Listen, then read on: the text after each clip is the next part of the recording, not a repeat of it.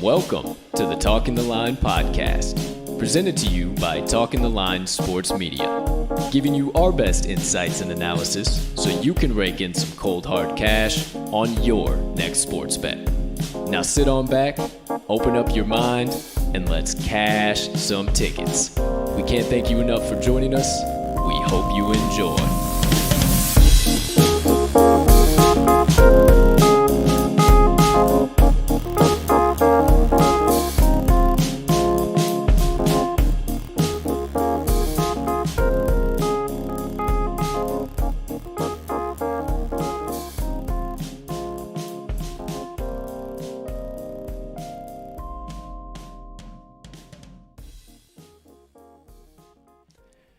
Good morning, good afternoon, good evening, ladies and gentlemen, degenerates, gamblers, NFL fans, Ravens fans, everybody in between, far and wide.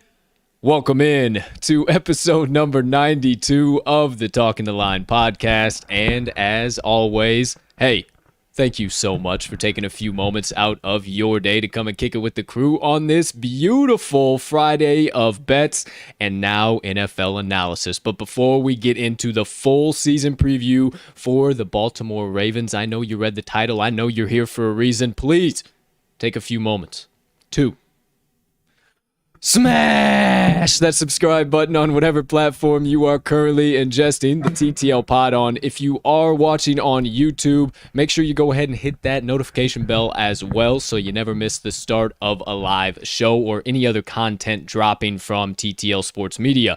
But if you are listening to the audio recorded version on your favorite podcast directory, make sure you hit it there if you haven't already, because we do release the audio of every show right after every live show is completed. Next item up here, if you could be so kind, you got a couple extra seconds, go ahead, hit that like button, leave us a comment, leave us a rating, jump on in the live chat if you are watching live. We cannot tell you how much we appreciate it when you do, and it only helps us make TTL Sports Media bigger and better for each and every one of you. Last, but certainly not least, head on over to this episode's description where you can locate the Talking the Line link tree. Within that link tree, you will find the talkingtheline.com website, as well as all of the TTL crew's social platforms and content, so you can consume it however and whenever you please. Ladies and gentlemen, and beautiful gambling people and NFL fans, or maybe you're none of the above, you're just someone in between that stumbled upon, you might be a fan of the Ravens, who knows? Once again, thank you so much for stopping by Talking the Line podcast episode number 92. I am your humble host, Colt 45 Soroka, and we'll be guiding this ship on this beautiful July 30th, 2021. But folks, I couldn't do it by myself. I need some help on every show. I need some extra analysis, some extra insights. And when we do run the regularly daily sports gambling pod, I need some extra locks. So with that being said, let me bring in my partner, the co-host of the TTL Pod and the man who helps me dish out some fire episodes every single day. The man, the myth, the degenerate gambling legend, and now full-time NFL analyst, Mr. Riley RMags Magnuson. Partner, how you doing over there today, pal? My man, I could not be much better. It is Friday in the Windy City. Got a beautiful weekend on deck. Far as personal stuff, work stuff, you name it, I got it. And, we're diving into one of my favorite teams to watch in the NFL today. So I am a little more than excited today. So I'm ready to get things rocking and rolling, my man. I am as well, my friend. No complaints on this side of the table, as always. You did say pretty nice day here in the Windy City. Not too windy as it typically tends to be during this time of the year. A little bit stiff outside, so hey, make sure you got those t-shirts and shorts on deck if you're venturing on outside. Maybe, hey, playing around to 9 after you get off of work here today. Hope so. Hope that's in your future. But what's in your future right now is a jam-packed episode of the TTL Pod. And know you read the title, know you probably looked at it. It is all about the Baltimore Ravens today. But before we dive into all of that, let's discuss a little bit what is coming up on today's show and give you a couple quick reminders first. Now, you know the TTL Pod as a daily sports gambling pod. You know us as handicappers here, me and Mr. Magnuson. That being said, you're not going to find that daily show here right now at this time, but nonetheless, we're still making picks. We're still cashing MLB tickets. Myself personally, I went 5-1 yesterday on the MLB books. I am cashing tickets. I am actually, as a matter of fact, 10-3 over the last 2 days. So am I heating back up? I don't know. The jury is still out. However, I do already have some plays out on the Action app once again. Mags, have you hammered anything in as of yet? I've got a couple in line today. Can't say that I'm quite as hot as you are. I am positive the last 2 days, so I'm not going to complain about that by any means. But I've got a couple plays out today, so go check them out on the Action app. The last couple of days, I've been pumping out at least a couple more as the day goes along, too. So. All right. Well, if you don't know our Action Network app usernames, here you go. I am at cash_with_Colt. You can also follow Riley at RMags in all caps, RMAGS. And then you can follow the Talking the Line best bets once we go back to dishing out daily locks at Talking the Line. No spaces, no all uppercase, nothing like that. Just regular Talking the Line. So make sure you follow us there. But then you can also find all of our best bets in addition to the Action Network app on the talkingtheline.com website. You can check it out on the Today's Best Bets tab. We make it super easy for you. If you like one of our plays in particular, you can actually hammer it in. We give you a couple different options as sportsbooks as to whatever one is your favorite you can utilize. Go through us, make it super easy on yourself. Check it out at talkingtheline.com and may or may not support the show in doing so as well. So check them all out there. Check out all the picks, everything we got coming out for you guys on a daily basis still. But the NFL Special Editions roll on said on Twitter this morning, we move the sticks. Yes, sir, we do. Today we're getting into the aforementioned Baltimore Ravens. Now, a lot of stuff to talk about here with the Ravens. There is a lot of question marks coming in from last season, but not nearly as many question marks to cover as we had from the previous two teams. Not a whole lot of losses offensively or defensively for the crew here coming out of Baltimore, but few key additions that we do need to talk about in addition. But as always, if you haven't been to one of these shows here yet, what we're going to do, the entire season preview. We're going to kick things off breaking down the entire lineup offensively and defensively. Also going to look at a couple of key 2020 numbers, a couple of key other things that entail with their offensive and defensive scheme in addition to that. We'll also break down the entire coaching staff. We'll take a look at the head coach, offensive coordinator, and defensive coordinator and talk about what those individual guys need to do as coaching staff this season. Then, of course, hey, we got to talk a little bit about the schedule. That's what we're doing. We got 18 weeks this season. Everybody knows we all play on Sunday, maybe a Thursday or a Monday, but we'll talk about every single one of them. We'll talk about all of the division opponents, all of the non-division opponents, the main 8 games outside of their division, and then the remaining 3. And then we'll talk about where do we see them falling within their division and potential Super Bowl run. And that'll segue us right on into some betting trends. We'll talk about 2020 betting trends, ATS numbers, over-under numbers, everything in between for the Baltimore Ravens. We'll also talk about some outlook for the upcoming season. We'll break down each individual week's lines, give you a way too early week 1 pick already out of the gates. We'll talk win totals. We'll talk alternate win totals. Everything you need to have a successful 2021 betting season on the Baltimore Ravens. And then, oh, hey, we didn't forget about you fantasy players either, because we are fantasy nerds ourselves. So for the final segment of the Baltimore Ravens today, breaking down each positional grouping, even the defense, and telling you where we might be playing them in our fantasy lineups, where you should be targeting them in your drafts, and what type of value we believe they have over the course of the season. So we'll be covering it all in the entire season preview for the Baltimore Ravens today, my friends. So I got not a whole lot else to say other than let's get this show on the road. Partner, you got anything else that needs to get off the old chest? No, sir. All right, my friends. Well, let's get right on into it. We are back with another NFL Special Edition, and it is time to kick things off with the first segment, as you will find is going to be pretty consistent here now from show to show. First things first.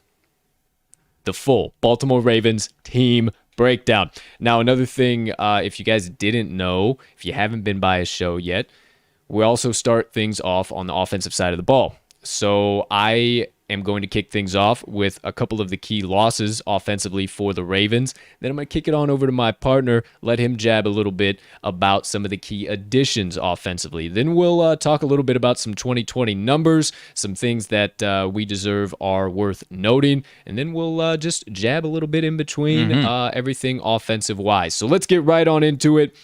Offensively, some key losses that you guys should know about here for the Baltimore Ravens. They did lose Chris Moore, wide receiver. Not a huge loss there. Sent him to the Texans, also in a package with Mark Ingram, running back. We obviously all know Mark Ingram coming out of Alabama. He also went to the Texans in addition. So me and Riley were talking about it pre-show, man, and I don't know what the logic is there. We'll talk about it a little bit later, maybe if Mark Ingram comes up into conversation, but kind of bizarre that he shipped out and chose Texas, Houston, Texas, of all places, and the Texans. But nonetheless, they also had a few offensive line losses that I was thinking was going to loom really large, but they were able to backfill them. My partner will talk about that a little bit here too. But they lost DJ Fluker and Orlando Brown, right guard, right tackle, respectively. And also Fluker went to the Finns, Brown went to the Chiefs. So they were willing to let them walk. They obviously thought that they could get it done in free agency or via the draft, and I do believe they did, as my partner will tell you very shortly. Wrapping it up as far as some of the key losses, Matt Skura, their center, he also went to the Dolphins. Willie Snead, wide receiver, he hasn't had a ton of value from year to year. Went to the Raiders, and honestly, in my opinion, he is a Raiders wide receiver. I think that was the best spot that he could have possibly gone. And then last but certainly not least, our guy, Bobby Triple Sticks. Robert Griffin III, still TBD if he's going to be coming back and making another second string appearance for some team in the NFL. But 7 losses in total, worth noting for the Baltimore Ravens offensively. Partner, as far as any key additions that we had, I know I mentioned some on the offensive line there. What do we got up and down offensively for the Ravens? Yeah, I mean, you nailed it. We've got Kevin Zeitler coming in at right guard off of free agency, along with Alejandro Villanueva at the right tackle spot. So it does appear that they plugged those holes in, and I think that's going to be a seamless transition for those guys and for this offense. Another big guy, at least as far as names are concerned, we got Sammy Watkins coming in at wide receiver. Going to be an interesting plug into that offense. I'm really excited to see what he's got coming down. They picked up Josh Oliver, tight end via trade. And then as far as the draft goes, they took Rashad Bateman first round here, wide receiver. Ben Cleveland, offensive guard, could be seeing some time at left guard. That's probably the biggest question mark on the offensive line. It certainly is, actually.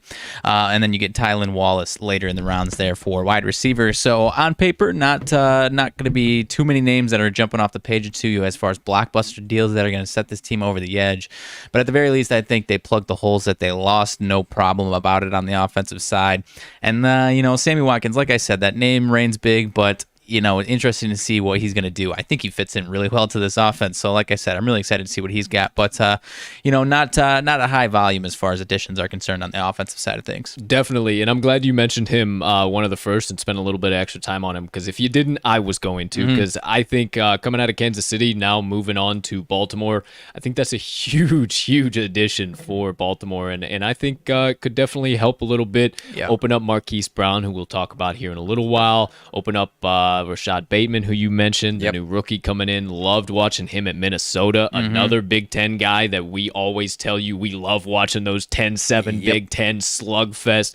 So, hey, I think they did a well job adding some of those key positions for what they lost. They did a great job via the draft and via free agency, in my opinion. How about you? Yeah, no question about it. Like I said, I think Ben Cleveland might be the biggest question mark there on the offensive side, if that's going to be who they got at left guard. I agree with you. So moving on just briefly here into some key 2020 stats for the Baltimore Ravens before we kind of break down who they all have starting or their projected depth chart. Obviously, we won't see that depth chart until maybe a few days before the preseason week 1 game. But for some key 2020 stats, I think you guys should be aware of, and I've kind of been mentioning them from team to team. Also been wearing the team colors, if you hadn't noticed. I don't have a team jersey or a one for every single team, but I do have colors, I believe, or so I'm going to attempt. So hopefully now I don't mismatch, and you guys don't hold me to that. But I've been going heavy gray. I think I'll figure something out here. Keep it rocking. 3 gray back to back. All right. Back to the offensive stats. The Baltimore Ravens averaged 5.8 yards per play on offense last season. They were one of the run-heaviest offenses in the league, especially out of a couple particular personnel groupings that we'll talk about as well. However, their rush percentage play throughout a course of a game was 55.04%, with their pass play percent being at 44.96. Lamar's completion percent wasn't too bad, or their quarterbacks across the board, I suppose. 62.96% completion. Third down conversion percentage was a little less than you would be desired, 48.52% on that number. And then when they got in the red zone, their scoring percentage was 59.09%. So not the greatest, not the best in some of those areas. I do think that they improve rather mightily here going into 2021. Now, as far as offensively, we kind of discussed before the show, partner, that this offensive unit is definitely poised for an explosive 2021 season. Of course. Now, they did have a rather cupcake schedule last year. Right. And weren't really the Baltimore Ravens. Now, I don't want to say they weren't necessarily a great team. They still ended up going 11-5. They were a solid Ravens squad, still a John Harbaugh squad. However, that all being said, they played the 26th ranked toughest schedule of passing defense and the 28th ranked toughest schedule overall. Right. So for what they produced, it really should have been a whole hell of a lot higher. Right. So I think we see that coming into this year. Now, as far as the offense goes, just kind of starting at the offensive line, obviously we mentioned it a lot, but starting on the left side, huge comeback after an injury-riddled season last year. Ronnie Stanley coming out of Notre Dame, huge for the Baltimore offensive line and for Lamar's backside on the left side of the offensive line there. Then you have Cleveland, who you talked about, partner, still huge question mark on the offensive line. But then I absolutely love the addition of Kevin Zeitler and Alejandro Villanueva. Yeah, no question. That's great on the right side. And then the new addition for the center as well, Borman, I do believe it is. I think they have some pretty solid names in there, and I think that they're going to be able to bump up some of that protection for Lamar. What do you think there? Yeah, 100%, man. I think it's going to help both run game and pass game. Obviously, if Lamar can increase his own skill as far as the passing game is concerned, then this team is going to be a different type of juggernaut. But assuming that he's going to be the same type of quarterback and we see a similar style of play that we've seen the last couple of years, I think the additions they might be an upgrade from what they had previously, in my opinion, honestly. Absolutely. I would pretty much concur with everything that you said. That offensive line is going to pay dividends offensively for what they're going to try and do this year in Baltimore. Now, they got Mark Andrews still at tight end. Huge fantasy name, huge name in general in the NFL in 2019. Was one of the top tight ends overall, and then saw a serious dip in production when it came to 2020. You know, they're going to have to work him back in. They're going to have to get him involved in the offensive plays, especially in the red zone. He was key in the red zone, and I think he returns to form.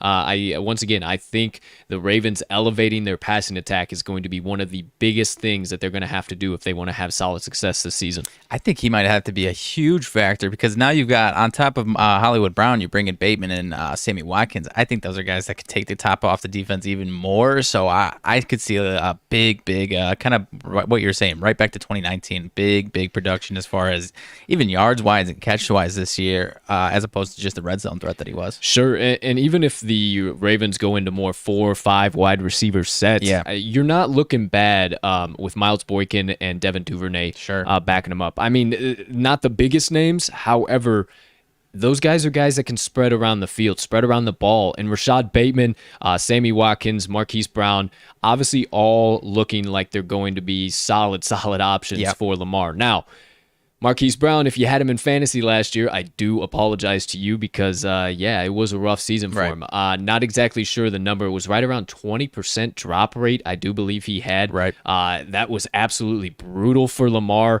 His star wide receiver got to be better than that this year, and I think that they're going to figure some of that stuff out. Now, as far as personnel, one of their biggest key factors of success, they absolutely destroyed teams in 2019 out of 13 personnel. Now, that was due to having Mark Andrews, Hayden Hurst, and then being able to rotate a third guy in and out of there from time to time out of the depth chart. Now, they shipped old Hayden Hurst off to Atlanta in 2020, banked all of their chips on Mark Andrews, and it didn't really pan out. They actually moved away from that 13 personnel. I think that they need to move back to that just a tad bit here. I'm not sure as far as the tight end room goes, not an extreme amount of value there. They brought in Nick Boyle and Jake Breland are the biggest names that I could tell you about. Outside of that, it's going to be a huge competition. I'm not really sure what's going to shape out, but I think that's going to be another key contributor factor to their success on the offensive side of the ball. Outside of that, teams are going to be keen on Lamar. And we saw that very, very evidently last year in 2020. Now, I don't know what your opinion is on them offensively, partner, but what can the Ravens do as far as offensively? We know they're the run-heaviest team in the NFL, especially out of 12 personnel where they bring both or two tight ends in. They're about 67%, right around there. Offensively, what do they do to break from that mold, get teams' eyes off of Lamar, and start moving the ball down the field via the air? Well, like I said, I mean, obviously, if Lamar's passing skills have improved, then this team is a whole different type of juggernaut. Like I was saying, I think we start to see the J.K. Dobbins breakout that everyone has been waiting for the last 2 years. People were expecting it last year, especially with Mark Ingram not having the best season by any means. But with him out of there, Mark Ingram, that is, I think J.K. Dobbins, I think they're going to find ways to get him out in open space. I think they're going to be able to, use that as a two-headed monster a lot more than they did last year and kind of, switch in Ingram and Dobbins. And, neither guy could get into much of a rhythm at all. And then, honestly, I think Mark Andrews truly might be the biggest key for them, assuming that the other receivers can keep their health and take the top off the defense. And then, obviously, if that deep ball is working, you got all these guys, being the deep threats that they are effectively, then I think it could be extremely dangerous. Absolutely. Every single one of those wide receivers can rip the top off of a defense anytime they want. And I'm glad you talked about the running backs there too, because a great segue right into that. J.K. Dobbins, I was heavy on him in his rookie year. I think he's going to be one of the guys in his sophomore season that is going to absolutely explode. Get Mark Ingram out of the way. And then you got Gus Edwards. Now, Gus Edwards, I am also very high on. I think these two guys are definitely worth add. We'll talk about them in fantasy more way on down at the last segment of the show. However, man, I just think both of these guys, regardless of if they're in two running back sets, if they're not in two running back sets, regardless of where you put them, I think that they're going to find success too. I mean, obviously we know the Ravens, as I've already mentioned it, being one of the highest run-heavy teams in the NFL, and I think that continues here this season. I don't think they move away too far from that, but like I keep saying, I think that they need to use the speed and the depth of their wide receiver room to their advantage this season. They can't put a cap on that, and those wide receivers have to step up. Can't have the same drops that we had in the offense. Last year I think they were just trying to switch a few too many things up, trying to keep people guessing based off what they were in 2019 and so effectively, because obviously people are going to try and overcorrect on that, and it just didn't really work out. So like we're kind of saying, I think we see a lot more of the 2019 Ravens this year, honestly. Last but certainly not least, thank you, partner, before we move into the defensive side of the ball, sometimes my favorite side of the ball, actually my favorite side of the ball for the Ravens. I mean, I love the offense, but the defense is just absolutely electrifying. Right. But before we move into all that electric activity, per Sharp Football Analysis, you know how I feel about Warren Sharp. You know how Max feels about Warren Sharp. Some of his biggest fans. We love his work. We utilize a lot of his stats all throughout the season and early in the season up to our prep. Per his rankings, offensive rankings, and the staff over there, Lamar Jackson and their quarterback room is right at 6, ranked at 6 overall in the NFL. Their offensive line is ranked at 7, so kind of what we were talking, right spot on with their analysis too. And their running backs are ranked at 8. So they both, all of their guys there also see some improvements, some positive regression to more of a top-tier running back for both Dobbins and Edwards here this year. So looking really solid. However, their wide receivers come in ranked at 24th. Sure. So I think that's just a lot of question marks. based off of last season, what all happened, and are we going to see improvements, and are we going to see the ball actually going to be moved down the field more than one play every 2 drives? Yeah, and on paper, I would say, kind of rank them similarly, but these guys are here for a reason within this offense specifically. Sure. So, there's a world where they significantly overperform their expectations or their names on paper, and, you kind of see them putting up some solid numbers. But, on paper, I do kind of get that rankings, but I mean, these guys are made for this offense, and that's why they're there. Absolutely. And of course, we will break down each one of those positional groupings we just talked about in full value fantasy-wise right at the end of the full Ravens season breakdown. So if you missed anything there, or you're dying for a little bit more information than we were just kind of giving you there, don't worry. We'll break it all down in the fantasy section. We have time dedicated for that. We just kind of want to give you the full outlook for them offensively and now defensively. Now we're going to flip things up from how we started off the offensive, where I took some of the key losses. My partner is going to take the key defensive losses, tell you guys about some of those guys that they sent packing, and then I will obviously take care of some of the key additions. Not super active for the Ravens via free agency or the draft. They did pick up some solid guys, but definitely some things to discuss here. So, partner, kick things off. Defensive side of the ball, who did we lose at a B more? So we've got a couple names that you are going to be familiar with and thinking that this defense might be some, regression on the horizon, but I don't really think so here. We've got Jihad Ward, Matt Judon, and Yannick Ngakoue. All of these guys are decent names, but, for this Baltimore Ravens franchise, one of their philosophies is that pass rushers are pretty replaceable. And as you mentioned, and you're about to mention, they didn't really backload those and fill those holes specifically in the offseason. I think they got a lot of guys that are just going to step up. And these three are really the big names as far as the defensive losses go. But I don't think it's going to be too much of a hit. What do you got as far as additions are concerned? As far as the defensive side of the ball goes, like I said, man, only 5 additions. They were all out of the draft. They were pretty active in the draft. They didn't do anything via free agency, via trade, anything like that. So they let the guys walk that you mentioned. But they did add Odafe Owe, defensive end out of Penn State. Obviously a game wrecker and a half. If you know any type of college football, you know that name. Brandon Stevens, cornerback out of Southern Methodist. Solid season in 2020. So excited to see what he can do for this defense, and under the tutelage of Marlon Humphrey and also Mr. Marcus Peters. Yeah. Cannot wait to see what that kid does. Also, right. Sean Wade, another cornerback that gets to get a little bit of tutelage under those guys.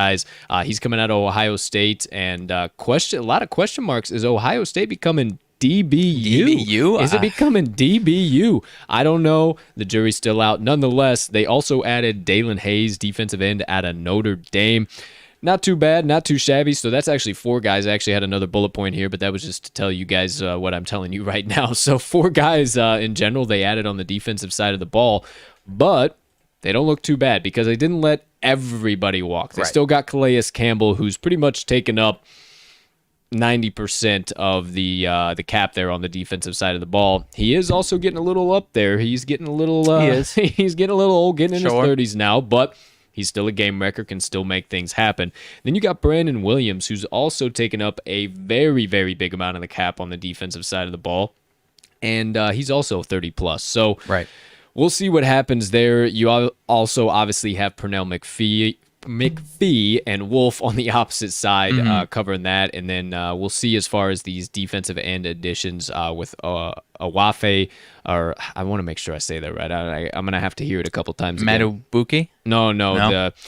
No. Odafe Owe.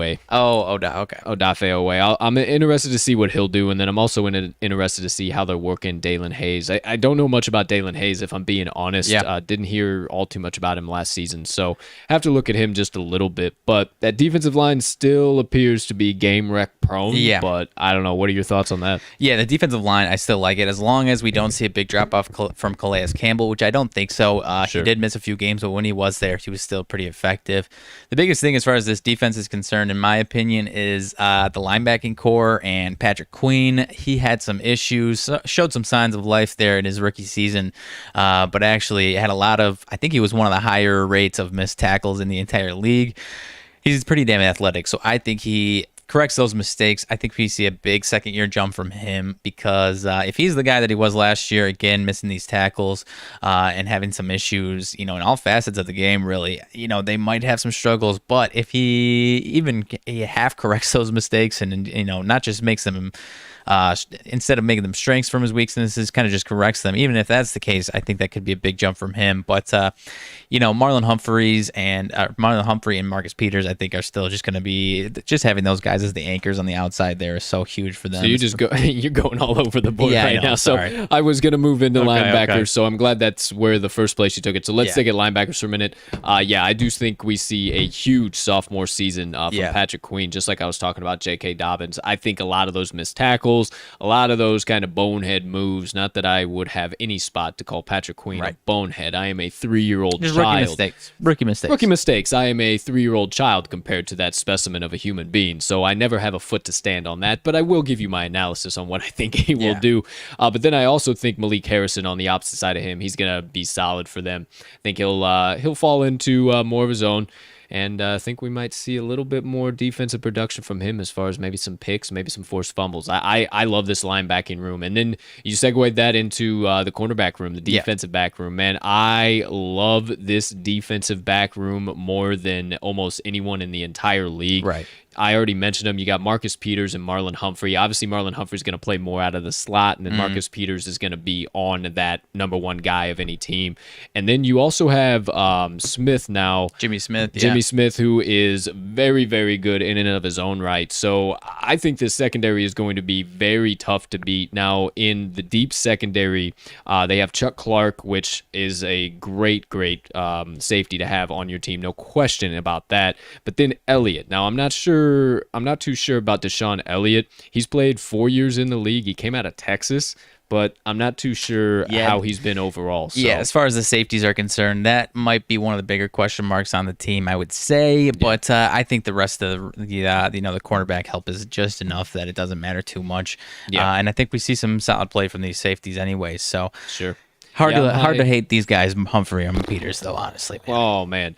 I'm super high on Chuck Clark. I just don't know enough about Deshaun Elliott to really give you an honest opinion about him. But, that defense looks like it's still going to be stacked, loaded, absolutely nasty. And in 2020, they weren't too bad. They only allowed 5.1 yards per play to opponent offenses. Their opponent completion percentage was a little bit high, but not too crazy, 63.88%. Opponent third down conversion percent coming in at 33.80%. And then when they got in the red zone, a little bit more than you would like to see. Maybe they bow up a little bit more in that department this season, 61.22% opponent scoring in the red zone. So some of the key stats there I want to let you guys know about on the defensive side of the ball from 2020. But outside of that, we've kind of talked about it throughout, talking about each one of the positional guys, each one of the starters, what we think this defense is going to do. We think this defense is going to remain to be elite, no question about it.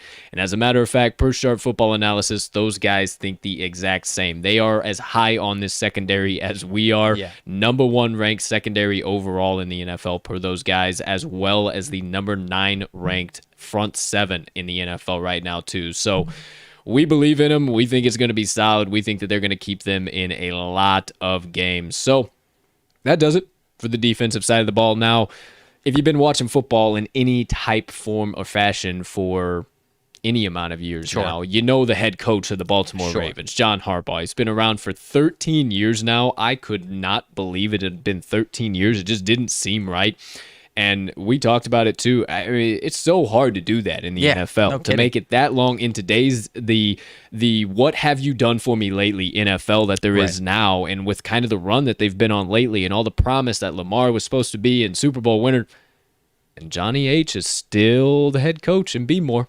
I think it's gonna be there for quite a while, man. Yeah. Even if obviously the media buzz around this team is that they can't get it done in the playoffs, but if they keep getting to the playoffs year in and year out, I don't think they're gonna make the switch, because I don't think it's John Harbaugh's fault. Yeah. But I think he's gonna be there for a while, man. Like you said, it is so damn hard to do that. Even if you have a 5-year excellent run there, it's impossible to do this, next to impossible. So I think we see him for he goes for at least 20. I think. Really? Sure. Why not? All right. Hot take. Hot hot take. John Harbaugh goes 20 years as the Baltimore head coach. He's at 13 now, so we'll see how it goes.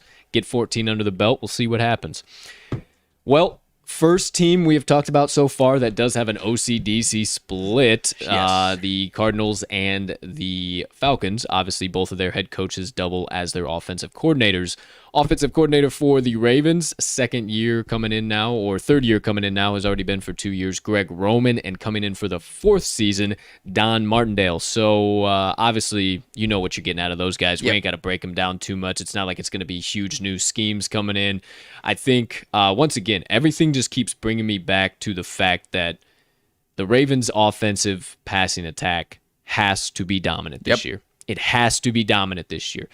That run game, no question. They'll figure out ways to get Lamar out in space. There's no question about that. And they'll figure out ways to get JK and Gus pumping out some production. Yep.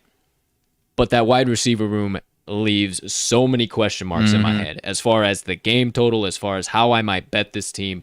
I need to see how those guys are going to be coming out. And everything just keeps coming back to that for me. So I hope Greg Roman has those boys ready to rock and roll. I hope that is part of his plan, because I think that will lead to a definite 12, 13, 14-win season for the Ravens. Yeah, I'm right there with you, man. I mean, the worst case is that these guys kind of mirror what they did last year as far as a wide receiving core, and then we might have some issues there. But I think optimistically, I'm with you. I think they improve. And if they do that, they're fooked. If they don't improve, you mean? Yeah, if they don't improve, I think so the too. Ravens are a 9-win team. Yeah, I think I'm with you. I think I'm with you there. Yeah, but didn't mean to cut you off. Any closing final points on that? I'm all set. Because that just seems huge to me. Because if they don't, it is all but a wrap. Yeah. All right. You know the offense. You know the defense. You know the losses, additions, everything in between. You know the whole damn coaching staff now. Let's get into the nitty-gritty, the shit you guys actually care about. You don't really care about all the names. Well, I guess you do, but you really care about the nitty-gritty and the betting and the fantasy and who are these guys actually playing and how hard is it going to be? What are they going to win? Colt Mags, we need to know. Well, just settle on down, pal, because it's time to get into the second segment of today's show. Ladies and gentlemen, the full Baltimore Ravens 2021 schedule breakdown. All right, let's kick things off first. And if you haven't been here before, if you just stumbled upon the Talking the Line pod, maybe via Twitter, via somewhere else, who knows? First things first, hey, welcome in. Thanks for stopping by. It's great to see you. We love having new members of the TTL pod and the TTL sports media family. Of course. But that being said, you're going to hear us talk a lot about, if you haven't already, Warren Sharp and Sharp Football Analysis.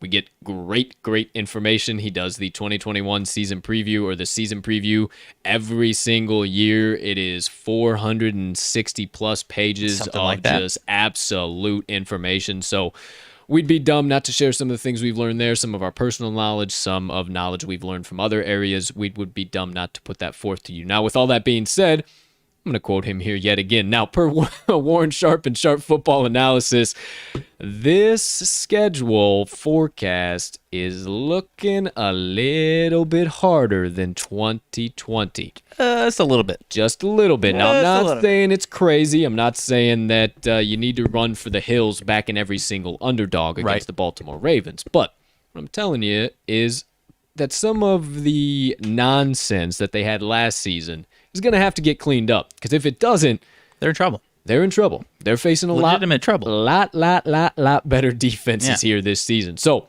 let me run it through it for you. Week 1 through week 18, their bye week, so you know, is on week 8. If you wonder, well, hey, 7-9 doesn't come after 7. What the heck happened? It's because it's their bye week. Week 8 is the Baltimore Ravens bye week. So any fantasy thoughts, anything early there? Maybe you're targeting a few people. Week 8. Now, for their full schedule here, in week 1, cupcake game and a half, if I do say so myself, they should be able to absolutely walk all over the Oakland Raiders in week 1. Las Vegas Raiders, my friend. Ooh, Las Vegas shiitake Raiders. mushrooms. I'm still doing that, and that's 3 years now, huh?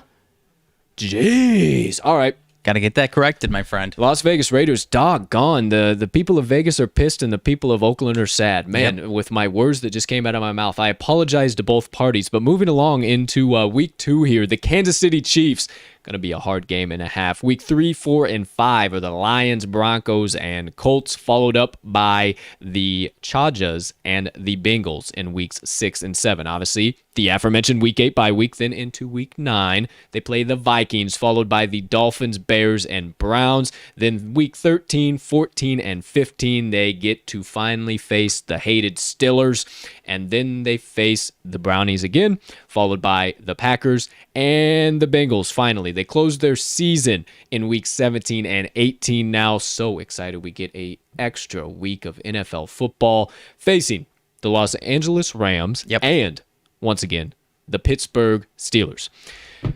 Now, I look across that board, my friend, and we won't get into it quite yet. We'll save it here just a little bit for the betting preview. But I look across that board, my friend, and I see at least 12 wins. I see at least 12 wins, but like we said, it's going to have to take some very, very serious concentration and focus, and it's not going to be Baltimore rolls in and puts up 45 and gets out of town. Right. It's not what it's going to be like. It's going to have to be some nitty-gritty, very technical, if that's even a good word for it. It's just going to have to be very high-level football, highbrow football, if you will, is going to have to come out of Baltimore if they want to get these wins. Yeah, I for the most part, I'm right there with you. The thing that gives me the most optimism is that you mentioned their schedule is a little bit harder, no question about it. All of their toughest games are in Baltimore. So they don't really have too much as far as difficult travel schedule is concerned. They get a lot of these teams that they should beat on the road. So it actually wouldn't shock me if their road record is better than their home record this year. I wouldn't either. Yeah. Honestly, I wouldn't either. And they were pretty solid on the road, as you're saying. I mean, it really wouldn't surprise me either if that would be something that they would be able to do. But we got some pretty heated matchups, it looks like, coming up here out of their division. Yeah, so this is one of the of the 3 schedules we looked at so far. This has got me the most excited. Yeah, this one should be bananas. Now, if you haven't checked, we'll talk about it here in a little bit with what I'm about to mention, but these odds in the AFC North are very, very interesting. They're very, very tight, and some teams are up there high that you might not be expecting. Right. We won't break all that down yet, but let's talk just a little bit about what we think is going to happen overall in the AFC North. Now, partner, my opinion in general is they go out of their 6 division games, I would say at the bare minimum, they go 4-2. At the bare minimum, yeah. At the bare minimum, they go 4-2. Now, why I say that, they sweep the Bengals, no problem, no question. I'm excited to see Joey B get back on the field. Right. Big man on campus. Watch out, Big Dick walking. Yep. But, I think it's going to take him a year to get back into the work of things, get back into the fold. I'm right there with you on that one, yeah. I think it's going to take just a little while. But we ain't talking about the Bengals. Either way, I think the Ravens sweep them.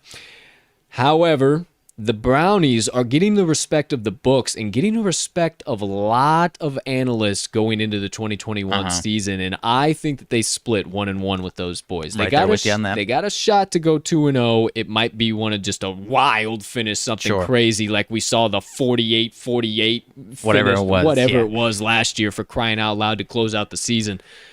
I think that's kind of similar to what we see, and they split with the Browns, and then I think they split with the Steelers. Now, that's going to be a little bit more question mark. They could potentially go 2-0. I like it more 2-0 than I do the Browns. I like them to go more 2-0 versus the Steelers. Now, if the Steelers can stay healthy on the defensive side of the ball, that'll obviously loom very large.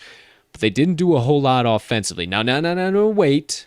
I love Najee Harris. I think that's great, but you can't put all your damn chips in the table on that. And we'll talk about their wide receiver room. Now, they haven't been terrible, but they haven't been great by any means. Right. And if you've heard me talk before, I'm not the biggest fan of Juju. I'm not the biggest fan of the rest of the receivers in that room for one reason or another. But that's besides the point. We're not talking about them. I think the Ravens get it done, quite potentially 2-0. So maybe they go 5-1 in the division this season. As far as, like you said, worst case in my eyes, they go 4-2. in my personal opinion, I think they go 5-1. I think they do get both those games against the Steelers. I am pretty low on the Steelers offense this year. Like you said, if the Steelers defense comes out healthy and has, the production that they've been having, then, that might carry them. The Ravens swept them in 2019. The Steelers swept them in 2020. At the very least, I think we see a split, but like we were kind of saying, I think we see more of the Ravens team from 2019, and I think the Steelers have a big regression. They started off the season, 11-0, and then lost 5 straight because their schedule finally picked up. So I think we see a big old regression as far as their record-wise from the Steelers. So I'm going 5-1 for the Ravens in the division here. All right, so either 4-2, 5-1. That's definitely where we're leaning division-wise for the Be More Ravens. But they got 8 games outside of that, as you know, 4 specifically out of 2 specific divisions. Their 2 divisions they're going to be facing is our NFC North. So we get to see them play a little bit more often than we typically would on some of our local channels, which is fucking dope. But they also play in the AFC West, so pretty doggone difficult there. Now, AFC West goes, I do believe, no question, they'll beat the Broncos, they'll beat the Raiders, and it's going to be a toss-up against the Chargers. I'm not sure what we're going to see. We'll obviously talk about the new coaching, all of that. I don't want to waste time talking about the Chargers, but we'll see what happens with the new coaching staff there. We'll see what happens in Herbert's sophomore season. I'm super high on him, but we're not talking about Justin Herbert. If you can't tell how much I am geeked to watch him play again. I think they get at least 3 out of the 4 there. In the AFC? In the AFC West. I'm going 2-2. 2-2. At worst case. At worst case, who are you saying they lose to? To the Chargers? I'm really high on the Chargers, man.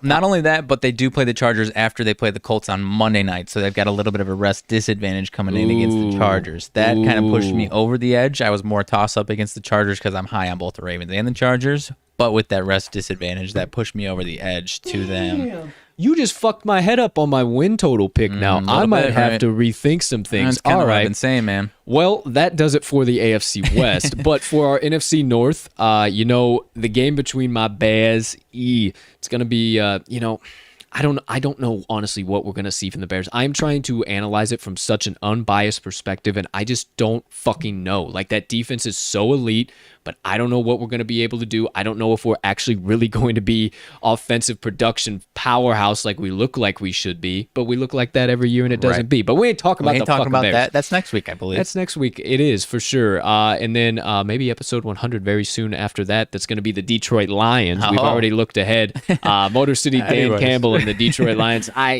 don't think that they have any problem with the Lions. No. Going to be a battle with your pack. It's been a couple battles over the course of the last few seasons, and we'll see what happens here. I don't know. I think the pack squeaked that win out, and then against the Vikings, in my mind, they go 3-1 as far as I can tell. But once again, you draw it up, once again, 2-2 potentially, depending on how the Bears play. Yeah, I mean, I'm not saying that you're biased. I mean, obviously you're biased, but you're trying to be unbiased. It's just that defense. I think the Ravens have the right matchup for the Bears, specifically because the Bears' defense is a little similar style to the Steelers, so I don't think it's going to be too foreign for the Ravens to see them. They're also good at really limiting quarterbacks, though, which is just, that's what gets me. Yeah, and it is in Chicago, so that should help you there. And actually, it is they play the Bears. That actually should be a rest advantage. Never mind. But it's right before they play the Browns, so it could be potential look ahead game for them, and they just gloss right over the Bears. That's fair. But I'm still calling 3-1 on NFC North. All right. Well, there you go. There you have our opinions on the main 8 games for the Ravens on their schedule. Now they got 3 remainders. We covered all 14, but they got 17 now. So we got the 3 remaining being the Finns, the Horseshoes, and the Rams. Now, I think they take care of the Finns. Yeah. No problem. Actually seeing Tua swang and slang that rock in training camp, they're looking a little saucy offensively, but we'll save that later. But as I keep saying, you can tell I'm so excited to talk about every team. It is in Miami, though. It is in Miami. It is in Miami on, I believe, Thursday night. And they have a tendency of pulling some bullshit off late in the game for them being the Dolphins in Miami. It's just how it happens. I don't know, but I think they get that win. I also think that they can get the win over the Colts, but it's going to depend what they can do against that defense. I think that's a bad defensive matchup for them. So For the Ravens? yeah, for the Ravens. So and then a very, very bad defensive matchup for them against the Rams. So I think they go 2-1 outside of that. I think they either lose to the Colts or the Rams. It's going to be kind of a coin flip there for me. But outside of their division and their main 8, I'm going 2-1. These three I've gone back and forth with all morning, if I'm being honest. But I for the most part, I agree with you. I think I don't know. I think they might go 1-2 out of those 3. I really might think. I think they might go because that Thursday night in Miami, they're nothing. Whether the Dolphins are good or not, even if they're bad, the Dolphins just win those games, and it doesn't make a lick of sense.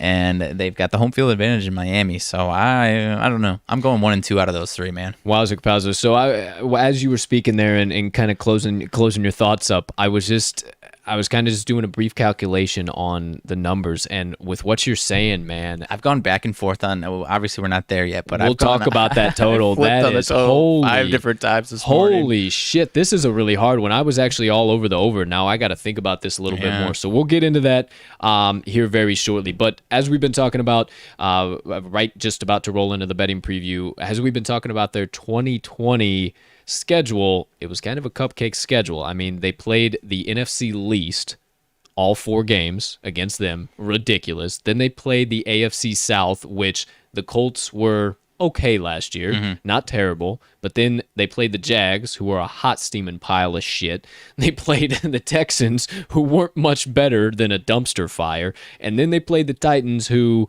I don't remember when they played them. If that was the late season one where they had the whole logo stomping and all that BS, and then the Ravens did it back to the Titans in the playoffs. That whole jazz. That was where the Titans beat them. So, they had a little bit of success there, obviously against the weaker opponents. Not so much. I don't want to overstep my rights here, but I want to say that the Ravens lost to the Colts. I think they did. I think they did. I know they lost to the Patriots. Yeah, they lost to the Pats too. That was a crazy game. They did all right within the division, and then I think that Patriots game was like a wild storm, though. If I remember, now that I'm thinking about it. Yeah, it was. It was absolutely. That was like a Thursday night or a Monday night game. It was a night game, and it was just a monsoon. If I remember, it was correctly. Absolutely wild. I remember that. So definitely.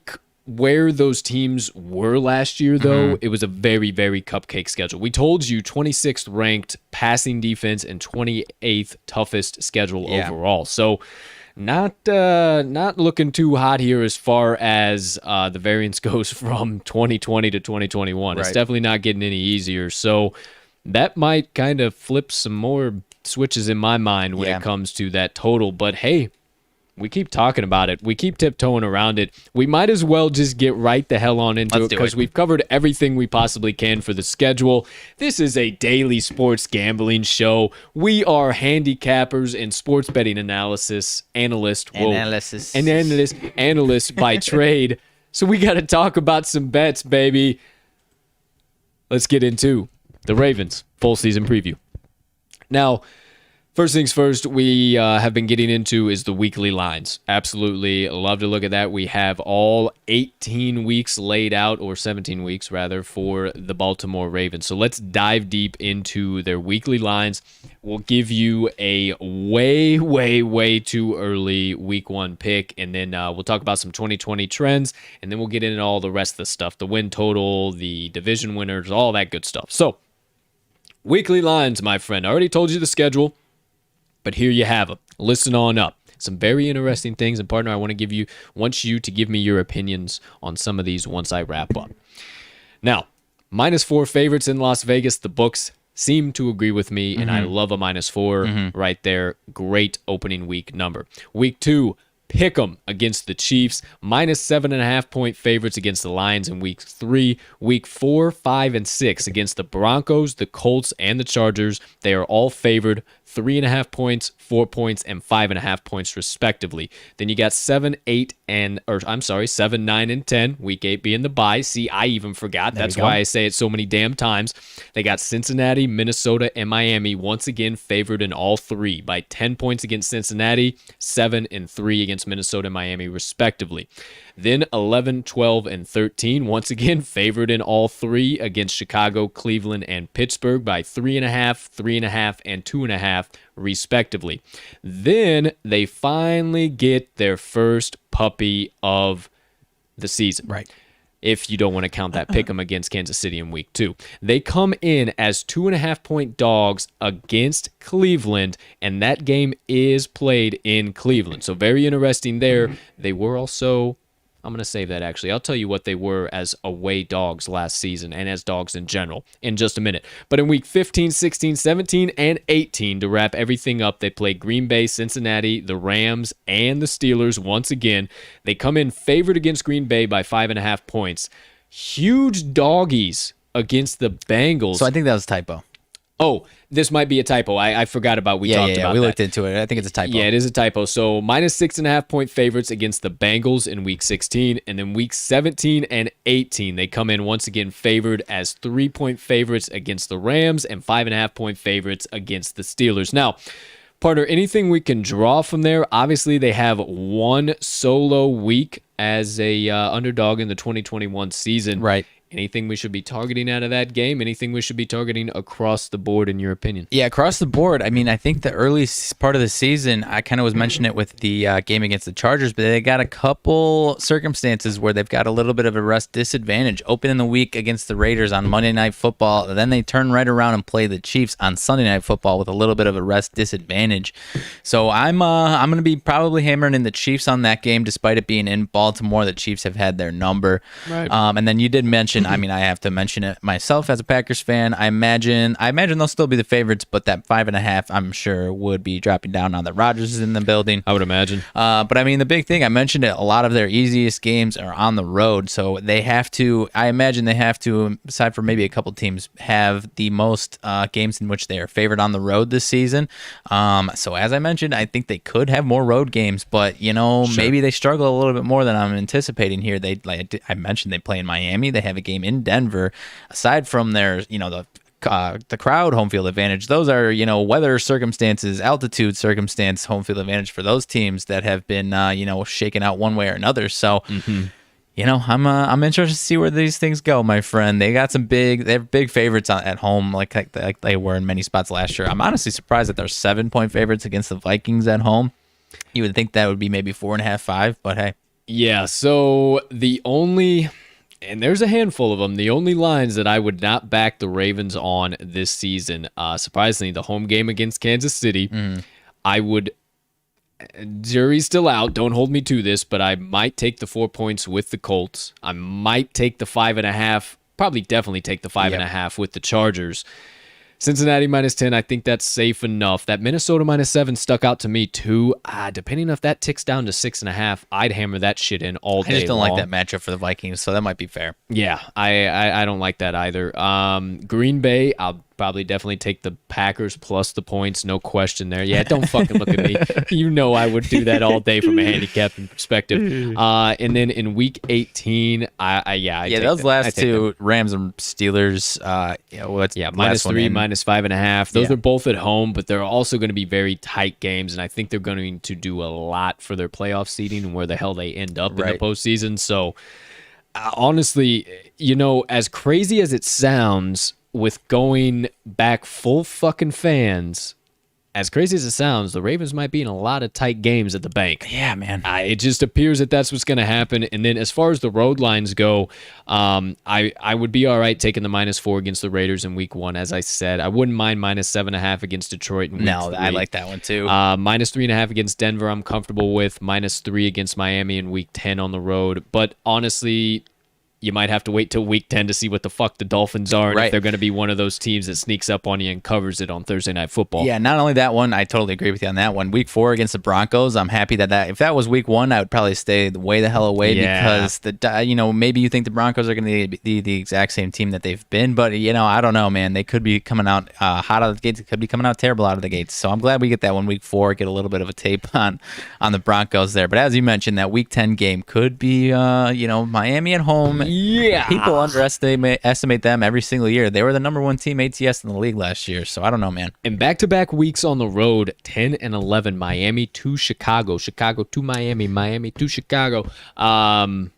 Who knows, man? Both of them minus three, minus 3.5. I'm curious about. Week 11 tends to be right around like That's early December. They could be going from Miami 70 degrees and humid straight to October, November. That'll be right around the end of November because that'd be like 12 weeks theoretically right. if you don't technically count it, just kind of doing month math. Right. That's got to be one of the weirder weather splits there on the entire for anyone's season. Yeah, that might mess them up. I don't know there, so that's also interesting. You might have to wait till week 10, week 11, maybe target Chicago and the Finns on the dog line. Yeah, something to think about there. I don't know, but where I would 150% not back them, week 14 and, well, actually week 16. I think that week 16 is a typo as well. So week 14, I think I'm going to take the Brownies minus 2.5 just here. I mean, fuck, we are way the hell away from week 14. But yeah. I think too early, but yeah. Gun to my head, I think I would take the Browns minus 2.5. I think that's the game that they win. I think that's a home and home series there this year. Oh, like who performs the best is going to be the home team. Like, comes out on top is going to be the home team in my opinion there. Absolutely. I 100%. Obviously it's a home and home. Yeah, I was like, well, what? Well, it does not compute. Yeah. So definitely think that they split there, and that is the one. Week 14 they lose, and then week 12 they win because it's right there. It's Cleveland, Pittsburgh, Cleveland. So that's a fucking that might be thing. that might be the decider of their season, man. Yeah, I mean that is brutal and a half. So we might be I couldn't say it better. You might be seeing the Ravens AFC North run hanging in the balance come week 12, 13, and 14. But shit, even if they make it out of that, they got the Packers and the Rams 2 of the last 4 weeks. Right, and then the Steelers again. I mean, it's going to be interesting week to week. So, hey, all of the home lines, all of the away lines, everything in between, and weekly lines, everything there coming for the 2021 season for the Baltimore Ravens. Now, all that being said, partner, I already kind of dished mine out. How about a way too early week 1 selection? I'm going to stick to it. Ravens minus 4 against the Las Vegas Raiders. I'll be right there with you. I could see they come out hot. Maybe the Raiders come out hot in their new stadium, maybe, but I just think that's a bad matchup for the Raiders. I think we see the Raiders perform a little bit better than last year, but I just think this is a bad matchup for them, and Lamar Jackson has a field day against that defense specifically, and honestly, I think the Ravens defense is the right recipe for the Raiders offense, so I'll be right there with you. I think we see a nice win, at least 6-7 points there for the Ravens week 1. I agree with you, sir. How about some key trends, stats, insights from yours truly from the 2020 season when it comes to betting, my friends? As far as the number, how were the Ravens against the number? Well, in 2020, their average spread was -7, so obviously heavy favorites all the way across the board. They were 10-5 ATS in 2020, so they obviously also were just plenty fine covering that number. The books rated them fine, and they were fine covering the number as well. 9-5 ATS as a favorite for the Ravens. Saved this. I about let it slip. 1-0 ATS as a dog. So also kind of makes me question, do I hammer the Brownies in at minus 2.5 in week 14? Because the only time that the Ravens were a dog last year, they covered it, and it was as a road dog. So very, very interesting to see that as well. 5-3 ATS at home for the Ravens. 5-3 ATS as a home favorite. They were not an underdog on the line any point in time during the 2020 season at home. And then they were 5-2 on the road. 4-2 ATS as an away favorite. And the aforementioned 1-0 ATS as an away dog. So you don't get it very damn often to buy some points, get some extra points on the Baltimore Ravens. Right. So it's almost like, hey, I have to take that, but you also have to think, are the books setting that up because that is the only single week that they are an underdog in the entire season? Right.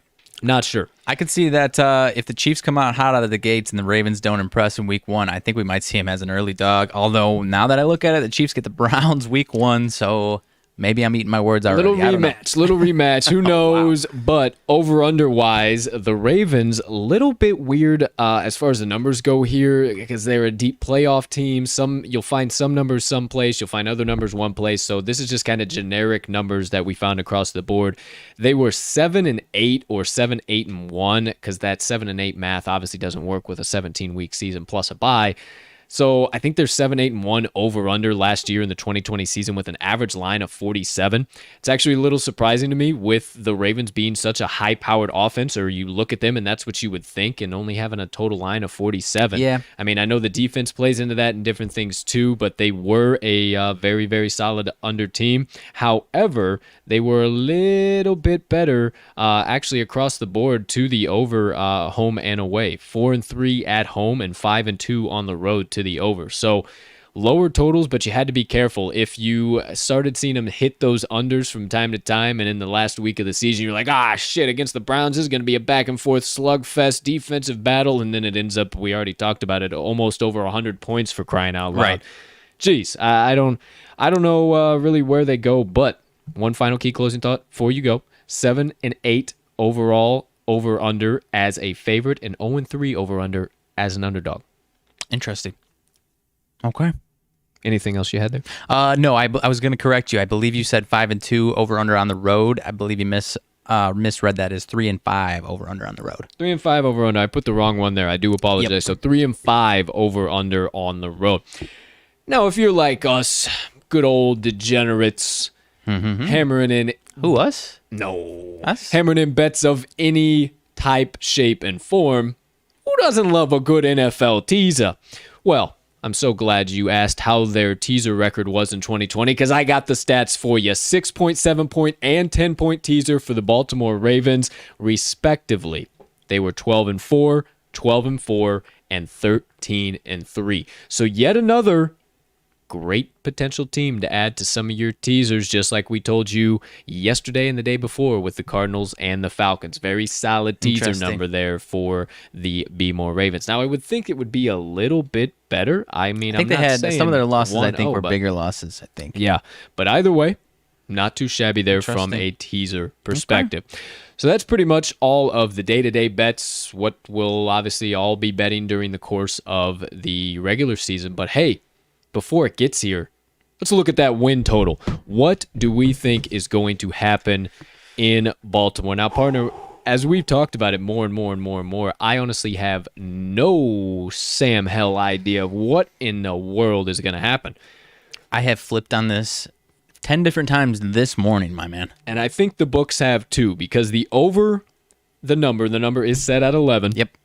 The over is at plus 100 and the under is at minus 120. Seems a little too easy for that over, if you ask me. Seems a little too easy. A little too easy, man. Really does. Now, as I was looking at it, obviously, I was thinking, okay, well, I think they get 12 wins. Matter of fact, I started off the show saying, yeah, 12 wins should be easy. That doesn't seem too much of an issue. Now, some of these games have become a little bit more toss-ups in my mind. And as I open up my favorite sportsbook here, I wanted to look at something real quick because I might take that value on that under. I think I have crossed over to the other side. There is just too many question marks. Even with them going 5-1 in division, we both think that they go 2-2 in the AFC West. So then you got 7 wins there. Yep. Then potentially they could go 2-2 in the NFC North if something crazy happens. So then you only got 9 wins there. And we both agree that they go 1-2 in their 3 outside games. That's only 10 wins. Yeah. That's only 10 wins. Yeah. So, and they could still make the playoffs with 10 wins, depending on how the rest of their division does. But, I mean, 10 wins seems pretty doggone. So, even more worst case, 5-1 is fairly optimistic out of the AFC North. They could absolutely lose both games to the Browns and split with the Steelers and go 3-3 for hell's sake. Yeah, so I was on the over this morning. I was all over it, and I have since changed my position to that under. But if you like the over, you think we're fucking crazy, the over 11.5 is at plus 120 right now, and the over 12.5 is at plus 220. So getting decent value, but if you're siding with us, you like that under. They actually don't give you an under 10.5 which is very, very fucking interesting. So they have alternate lines, but it's all very 11.5, 12.5. fucking interesting. They do not have 10 on the lines. They like have I said, 7, man. 8, 9, 11, 12, 13, 14. 7, 8, 9, 11, 12, 13, 14. They do not have the key number that we need for that under. No. I think we might have just tapped into something right there. I think so too, man. And like I was saying, I think they get 10 Miami wins. on a Thursday night in late November. I could see them going 0-3 against these other teams. I could see them going 4-2, 3-3 against their own division. Even if they do go 3-1 against the NFC North, I think they could still stay under. And like you said, if they get to 10 wins, they could still very much be a playoff team. But I don't know, man. I'm drinking the Kool-Aid on this under. Yeah, absolutely. Because I was going to tell you some under 10, because I would say that's where they go, right at 10. But You if on you, FanDuel? if you like under 9.5 plus 190, but let's not waste any more time on the total. We've been talking about it the whole time, and we've actually gone a little bit longer here because there's just so much to talk about with the Baltimore Ravens, and I want to make sure we save plenty of time. We'll skip the fanfare and all of this stuff if you come around usually for Friday episodes, but I wanted to make sure I gave you guys a UFC breakdown. I promised you guys I would continue to do that, so I will, bringing you picks, props, main card parlay. We'll quickly breeze through that once we get through all of the Baltimore Ravens. So let's get back into the betting preview real fast. We'll wrap it up with fantasy, and then we'll get into the 8-sided circle quickly. Then I'll give you some motivation minutes, get y'all sons of guns the hell on out of here. So make or miss playoffs, we've been talking about that. Obviously, the books are still favoring them, even though it seems like that 10 wins is the key number. They're favoriting them minus 310 to make the playoffs and plus 240 to miss the playoffs. So definitely, in my mind, my opinion, they're making the playoffs, no question. I don't think either side has any value because if you buy into that plus 240 and they don't miss, it's just a wasted ticket. Yeah, you would have to be really high on some of these other teams, higher than we are on the Steelers, very high on the Browns, high on the Chargers, Dolphins, Colts, Rams, and then maybe one of these other NFC North teams because like you said, I'm not quite there. Like I said, I'm drinking the Kool-Aid on the under, but I'm not quite there on missing the playoffs by any means. And I'm certainly not taking any minus 310 action if we're talking 10, 11 wins here. Yeah, absolutely. And I don't think that they will miss the playoffs at all. And even further point of that, the books definitely don't think it either because they are favored to win the AFC North right now. They are plus 115 favorites. And actually, to your surprise, they are followed up by the Brownies at plus 145. Followed up by the Steelers at what odds? Plus 440. Goodness gracious. So the books are thinking early that the Browns are going to have one hell of a season. So a lot of the stuff we were just telling you about the Browns versus Ravens, some of those matchups, something to think about there. And then you get the Bengals all the way down at the bottom at plus 2,300. You know, I think they have a very solid chance to win this division yet again. No question in my mind. They got to play solidly. I do think they go 5-1 in that division. That'll be kind of some of the cakewalk for them. Outside of the division is kind of a question mark in our mind. So I think they win that, kind of similar to our predictions as we were already talking. We think they're just far and away above. The books are pretty much siding with us and where our opinions are. So, hey, if you needed any confirmation that we know what the fuck we are talking about, there it is, point blank period, as odds. I'm not buying into the. It's not bad value, but I'm not taking them on the division winner there. I'm with the Browns, my friend. Wow, so the Browns are going to go a perfect sweep, 6-0? I'm not saying that. Well, how can they win? How would they win? I guess if they had a better record at 5-1. That's how they win the division. Yeah. Oh, What do you mean? Yes, hey, relax. I had to do it in my head over there. All right, damn it, leave me be. Yeah, you know, actually, it does kind of seem too easy as you think about that. So yeah, maybe the Brownies do get it done. They have a little bit better overall season record. Now, as far as once they get to the playoffs, that is a whole nother question because the Ravens turn into a totally different beast. Now, they are third right now to win the AFC Championship at plus 650 odds, followed by the Bills and Chiefs in second and first place, respectively, plus 550 and plus 250 for the Bills and Chiefs. So, do we see a Ravens-Chiefs, or do we see a rematch and what looks like is the Week 1 matchup this year for both the Chiefs and Browns, of the Chiefs and Browns for the AFC ship? I'm not buying into it, my man. I think we see a playoff repeat as far as the early exit that we are kind of expecting at this point from the Ravens and Lamar Jackson. I'm not buying into it. I don't think they did enough in the offseason to surpass the Bills and Chiefs. Like I said, I think they shored up the holes in their team to kind of get back to where they kind of were. But just because of the schedule, man, I'm not buying into them winning their division, first of all. So on that matter, I'm not going to go AFC winner. They're going to have to go through the if I'm sticking to my prediction here, they're going to be on the road in the playoffs. And I don't think they did enough to be winners on the road in Cleveland, Buffalo, or Kansas City in the playoffs. I don't think so. I don't have it. I agree with you. I don't think they're worth a hot damn once we get into the playoffs, and neither do the books. Right now, 6th ranked team to win Super Bowl 56 this year at plus 1,400 odds. All ahead of them, the 49ers, Packers, Bills, Bucks, and Chiefs. So your pack is right back up there. Definitely not worth a Super Bowl bet to me. I don't think that they. I don't think they go there. Definitely not worth a bet to me. Nope. Not, like I said, I think if they get to the playoffs, I think they lose wild card or division round once again. So you heard it here. The Browns are winning the AFC North, not the Ravens. Don't buy into it. Take the Brownies, and don't buy into any postseason trickeration by the books. There's no value there at this time being until we tell you otherwise for the Ravens in the postseason. So there you go. There you have it, ladies and gentlemen, the full 2021 season betting preview for the Baltimore Ravens. Let's quickly wrap it up before we get into the UFC quickly with the full fantasy breakdown and analysis and what we like to call, if you haven't seen, start, stash, or pass. Now, all that being said, it's pretty self-explanatory. We will go quickly through the quarterback room, the running back room, the wide receiver room, the tight end, and then take a look at the defense. Tell you if we would start them, stash them, or pass them for the time being. Out now about 4.5 weeks from the start of the NFL regular season. Actually, 3.5 weeks, maybe even less than that. I'm not even sure. That all being said, let's take a look at the quarterback. First things first, partner. We got to take a look at him. We got to talk about it. Now, if he goes out, the Ravens will be McSorley in a bad position. Wow, dude. If we were on a certain show on ESPN, you would have gotten the quick mute button on that one. Yeah, that would have been rough. But Chase McSorley backing up Lamar Jackson QB1, and then I am off the tip top of my head, but I can tell you just real fast, just so you guys are all aware, and we're all on the same doggone page here. They also have Tyler Huntley and Kenji Bahar. And I apologize, it's Trace McSorley, not Chase McSorley. Trace. Oh, I didn't even catch you. I knew Trace that too. McSorley.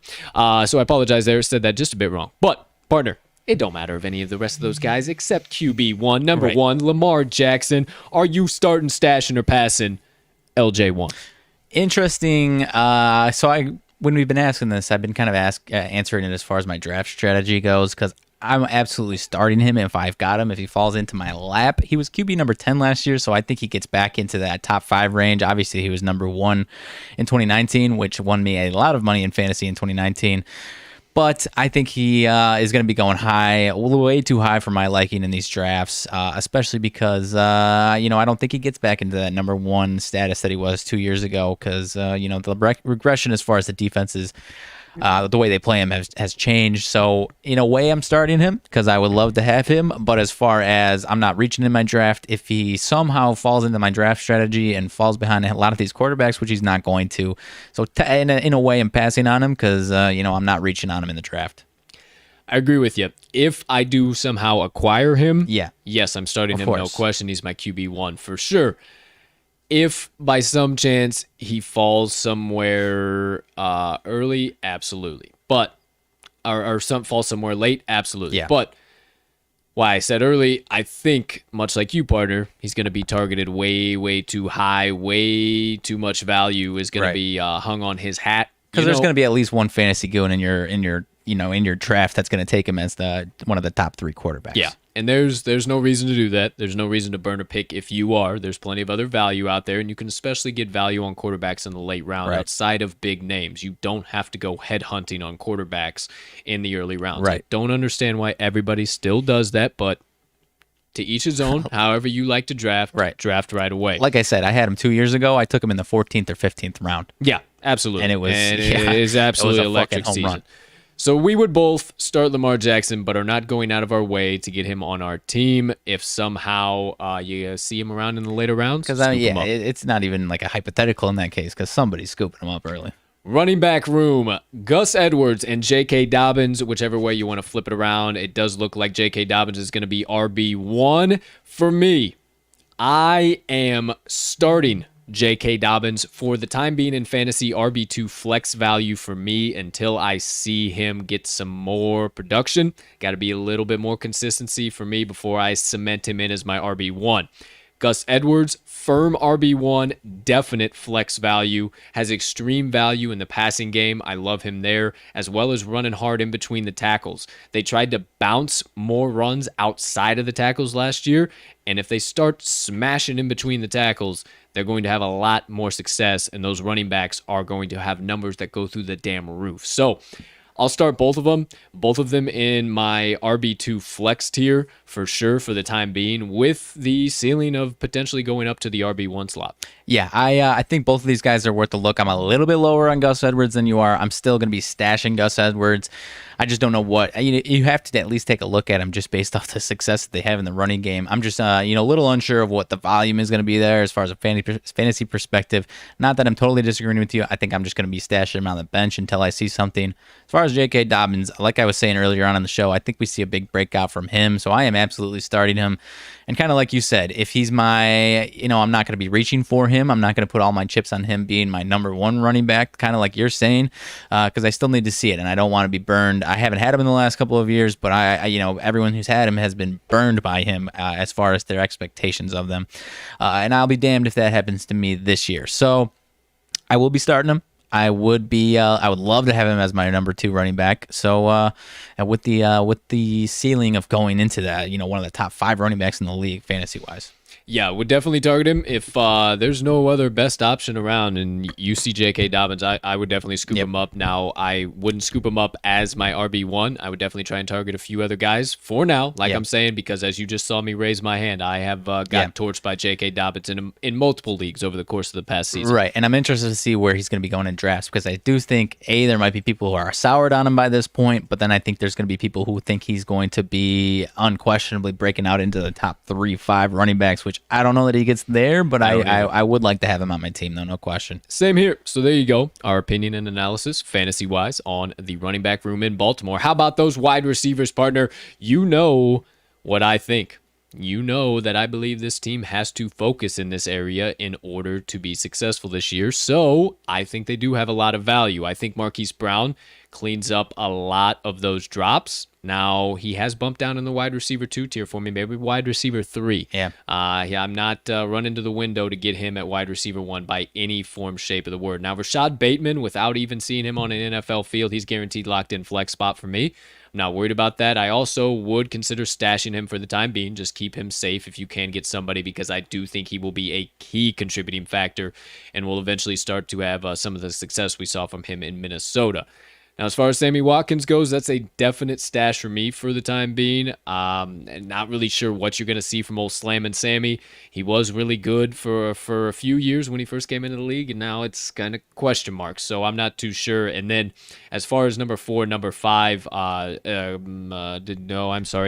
Duvernay and Boykin. Stash them. Actually, you can I'll completely pass on both of them. No fantasy value whatsoever. You can even leave them on the waiver wire throughout the course of this season. So, partner, as far as the top 3 receivers in Baltimore, what are you thinking? As far as a fantasy perspective, I'm kind of stashing all of these guys, maybe starting Hollywood Brown, just because of the consistency factor. Like you said, I do think Hollywood Brown's going to clean up a lot of those issues, but as far as a fantasy perspective, I think he's going to be a boomer bust guy, and you're going to see, I think week to week, you're going to see at least one of these guys have a big game, but it might be one of those teams where it's a guessing game as far as who's going to be the receiver that has the big game today on any given week. So that's kind of why I'm stashing them. I typically myself try to stay away from those guys. I like to get the more consistency, like what you're kind of getting from them, unless I'm a little bit desperate. So I would love to have Hollywood Brown on my team. If he falls to me, I will definitely stash him and, definitely consider my flex spot depending on what my roster looks like, obviously.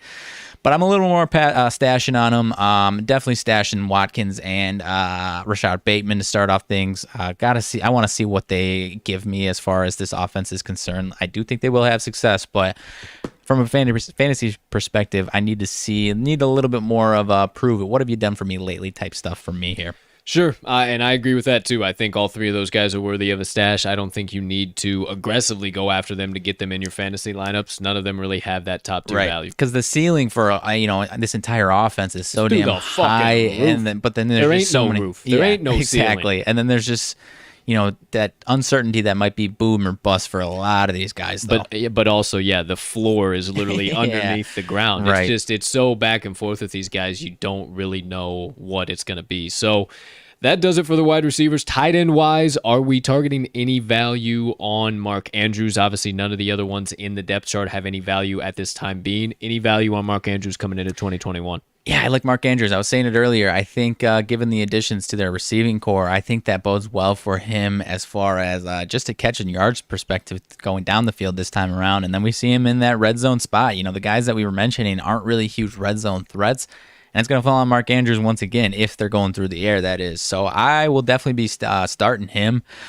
He was number 6 tight end last year, and blanking on what he was 2019. Obviously, you talked about him having a high impact there. But I think he could creep back into that top 5. I think he's that next tier, unquestionably that next tier after the Kelsey, Waller, George Kittle range there. But then I think he could get into that 4 or 5 range for sure this year. So I'll be starting him. If you get him, I would start him 100%. Now, obviously, I would target some of those guys you mentioned there before I would target Mark Andrews. But if he is around in some of the later rounds and you need a tight end, he is definitely worth an addition. I don't think that you have some of those struggling 1, 2, 3 point weeks fantasy-wise that you saw last season. I think he's going to have plenty of success, plenty of early success, and you'll be able to get him back in your starting lineup. Not to mention, another part of my strategy as far as these tight ends are concerned, some of those other guys that finished 4, 5, 6 last year, or not 6 because that's Mark Andrews, but the guys right around him 4, 5, 7, 8, a little bit more of a question mark whether or not they're going to repeat that this year. So I think he's a little bit more of a consistency. You can kind of bank on him being, I don't think he could be worse than 6 again this year. Sophomore slump. Chalk it up to sophomore slump. Sure. So, yeah, I think 6 tight end is the worst case I see from him, but I'm picturing at least 4 or 5. All right. Well, there you go. There's our opinions on Mark Andrews. I would also start stash if you can find anybody better. Defense, last but certainly not least, the last position you can fill on your fantasy lineup. From me, I'm starting 150%. If I see him hanging around the late rounds of my draft, I'm starting him absolutely. If somebody's dumb enough to let him fall on the waiver wire, it's my first pickup.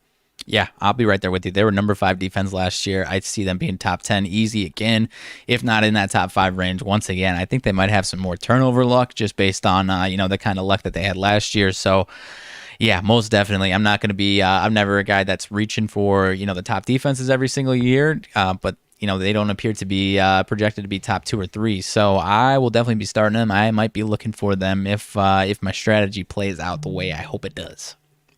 All right. Well, thank you, sir. I appreciate your insights closing there on the defense as well. Yep. All right, my friends. That does it for all of the Baltimore Ravens, all of their team breakdown, both sides of the ball, their coaching staff, their schedule, their betting preview, all of 2021, and fantasy analysis was just had and wrapped up. It's all there. If you missed any of it, it's going to be here all the way through to the start and beyond of the 2021 NFL season. So don't worry. If you missed any of the other two, you can go back and watch the Falcons and Cardinals too. You can just keep on rocking and rolling. You got plenty of time this weekend. Get some good stats analysis advice for all of those aforementioned teams. So the Baltimore Ravens are now officially complete. All right, my friends. Well, there we go. There we have it. Baltimore in the books. Holy cow. I can't This one got me believe it. excited, man. This is, I mentioned to you this morning, outside of my Packers, I this gotta might shake be it my out, kid. favorite NFL team in to watch in the league here. You got to shake out the Shake it out. Shake it I don't out. know what's our count here. We mentioned we've got like 30 podcast days, but I think it's 41 days. I do believe it is 41 days. Somewhere in there. Yep, actually I saw it on Twitter this morning. It's 41 days. All right. 4 weeks, 6 days. Well, if you don't want to 5 depend weeks, on 6 us or days, try 5 and scroll through Twitter to find it, we have a NFL regular season countdown timer on the talkingtheline.com website, as if you needed another reason to go there. But now you have it, and now you do. So head on over to the talkingtheline.com website. Check that bad boy out, too. But hey, we have already gone a good amount of time here, talked so much, right at an hour and a half, maybe just a little bit before that, maybe an hour and 27 minutes. We'll wrap things up here just briefly with some motivation minutes, get you some extra inspiration going on throughout your weekend. But I promised you guys that we would have it, and you best believe that we are having it. Now, I'm going to skip all the fanfare. Yep. You know I typically bring it on in, but we are on a bit of a time crunch. We got some other stuff we'd like to accomplish today. Get one of those out, though. Yeah. You know, there you go. There you have it. That's our fanfare. So We are live. we are live. All right, so there's one for you. Doing it all good. And let's get into it just real quick. I wanted to make sure that I gave you guys some UFC picks going on into the weekend, kind of where my head was at, what I was thinking, and some fights that you guys should watch, as always. So let's take a look here, my friends. I quickly am going to get into the FanDuel Sportsbook app. You're welcome for the free plug, and a little bit of ESPN. Let's see what we got going on here. All right. So first things first, going to be pretty stacked card. Should be great up and down all across the board. You got Phil Rowe and Orion Kosuke starting off the card rather. Should be a good scrap. Not really sure where I would lean there. A couple of guys just starting to kind of cut their teeth back and forth, so we'll see what happens. Bout number 2, very interested in seeing this, and I think it will be a scrap and a half. Ronnie Lawrence facing Trevin Jones. Trevin Jones coming in as a plus 124 dog, or 125 dog. Give me all of Trevin Jones in this fight right now. He is looking really, really good. He has over the course of his last few fights. Even though, I'm sorry, let me connect here. Even though he did have that draw and then had a loss in one of his 5 fights, he does also have 3 wins out of his last 5. And I think he could be somebody sneaky if you want a little extra sprinkle somewhere. Okay. Little Trevin Jones action add to your Saturday bet slip, my friends. Then you got Jin Yu Frey and Ashley Yoder. Jin Yu Frey is actually an American, as if you didn't know that, it would say that name, and you'd think they were not from the United States, but they both are Americans. Ashley Yoder actually has been trying to get on a little bit of a streak here. She hasn't been able to get things figured out. She has a win, loss, Right. a couple of losses, then a win. So I don't really know what we see from Ashley Yoder. She's 8-7, but then again, we saw Sijara Eubanks last week come in 8-7 and put on an absolutely spectacular performance, move herself to 9-7. So I think we see the same here. I think we could potentially see that from Yoder. Yoder, in my mind, is definitely worth a sprinkle right now. Per ESPN, a minus 150 favorite. I think that's spot on. I think that's very good odds for her. I would take her there. Definitely worth a look. Next fight that I am also very, very extremely interested in, I think you should be too, because it's going to be a scrap and a half fight, fans. Danny Chavez versus Kai Kamaka. One of the closest pick'ems right now on the card. Well, it's not exactly a pick'em, but it's plus 100, minus 120. So one of the closest odds. I have to lean Kai Kamaka in that position. Kai Kamaka has been coming up in the featherweight division. The fight in Hawaiian. And yeah, the fight in Hawaiian's a bad son of a gun. He's lost his last 2 fights, but they have been just a little bit tricky. He got caught in the second round against Pierce, and then when he fought TJ Brown, I'm sorry, he got the split decision. So it was a little bit of a tricky one there, but I think Kai Kamaka bounces back because he was on a 3-fight win streak before that. As far as Chavez goes, I'm not necessarily buying all into the hype and the hoopla with this guy. I mean, I think he is a very top-notch fighter, but at plus 100, I'm not all about that. He was finally dealt his first loss in the UFC. He's 1-1 in the UFC. He actually has only had 2 fights in the UFC, obviously. Came in August of 2020 on a UFC card, and then before then he had just kind of been fighting in a bunch of different promotions here and there, so I'm not too sure all about him yet, and Kai Kamaka's had plenty of experience now in the UFC, so I just think that UFC experience is what's going to loom large here now for Kai, and I would lean Kai Kamaka in that fight. Okay. So definitely good value there for you. And not much value for me when it comes to Chris Grutzmaker and Rafa Garcia. Garcia's coming as a minus 310 favorite. Should be a pretty good fight, but honestly might be one of those 5-round decision type fights. Okay. So where Grutzmaker might pull it out, who knows? Those lines have Could been be a tricky one. Those lines have been very, very tricky for the underdog and for the favorite in specific. The favorite has been losing those outright in decision matches. So question on that one as far as analysis goes, betting lines go. Garcia has only had one fight in the UFC, and it was this year, and he lost. Was he that dominant? He was undefeated, 12-0 coming into that in a couple different promotions. Was he, I mean, maybe you don't know too much about him, but is that, in your head, does that just mean he was that dominant and that it was so glaring that he, even after the one loss, or is it more on Grutzmacher here? Grutzmaker has gotten a TKO, submitted, this, that, and the other. He's actually 2 or 3 out of his last 5 fights, remind me, have been via submission. Yeah, he's 1-3 in his last 4 fights, and 2 of them are by submission. Yep. Okay, so 2 of them by submission. In his last 5 fights, 2 of Garcia's wins are by submission. Okay. So he has kind of a tendency to fall into those submission traps. Maybe that's what the book's thinking. Maybe that's why that line. But if Grutzmaker can avoid the submission, then, like I said, maybe this goes to a 3-round decision. I'm not too sure, though. Next one up, not too crazy on it. Colin Anglin and Melsik Bagdasaryan, not too crazy on that fight. 8-1, 5-1 respectively, so should be a scrap and a half. It's pretty tight odds. Anglin's coming in at plus 120 with Bagdasaryan coming in at minus 140. Either way, don't really fall on a side there. I'd kind of avoid that one. Then you got Nico Montana going against Wu Yanan, both young ladies in the bantamweight division. Not really any value there for me either. I don't know much about Yanan or Montano. Montano coming in as a minus 260 favorite. I don't really see any value there whatsoever. Moving right along into that brings us to the remaining 6 fights on the card. Now, is this going to be... This might be a 6-fight main card, I do believe, because there's 13 fights in general, so that would leave 7 unless they do 8 and 5. But I'm not exactly, surely, precisely 150%. Let's see... And 39, no, they're not giving it to me. 815, 740, and 7... Well, 7 might start. Yes, 7 o'clock starts the main card, but they also have... doggone it. I hate when they do this on Friday. You can't ever really see or tell or know exactly what's going to be on the main card and what's not. Oh, actually, UFC.com, guy. Just go to UFC.com and just hit the event, and it'll show you the old... 1 second, briefly here. Yeah, good radio here. Great radio you're just getting. Just 1 second here, and we'll let you know what the main event is, and I'll dish out the main card parlay if it is right in that ballpark. Okay, so Witt and Barberena so it's a six card. Is it 6 on the main card. Okay. Yep, I figured because it was 13, so 7 and 6. So Brian Barberena and Jason Witt start the main card.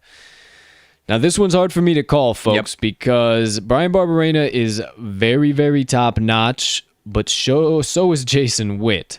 And this line really scares me for Barberena, if I'm going to tell you the truth. Barberena minus 270 favorite, Jason Witt plus 220 dog.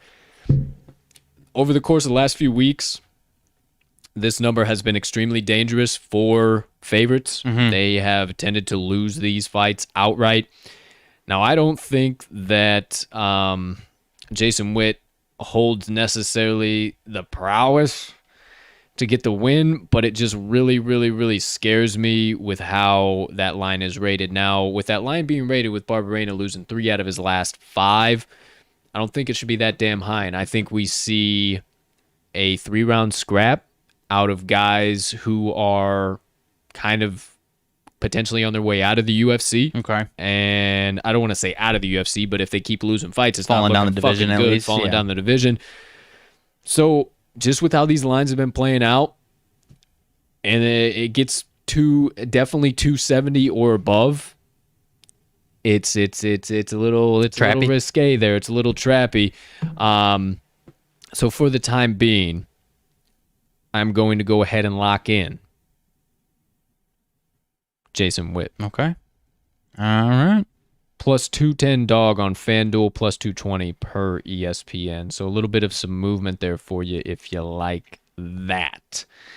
Next fight up, Ryan Benoit versus Zaruk Adeshev. And this one is also another toss-up and a half to me. Adeshev, though, 3-3, and Benoit 10-7.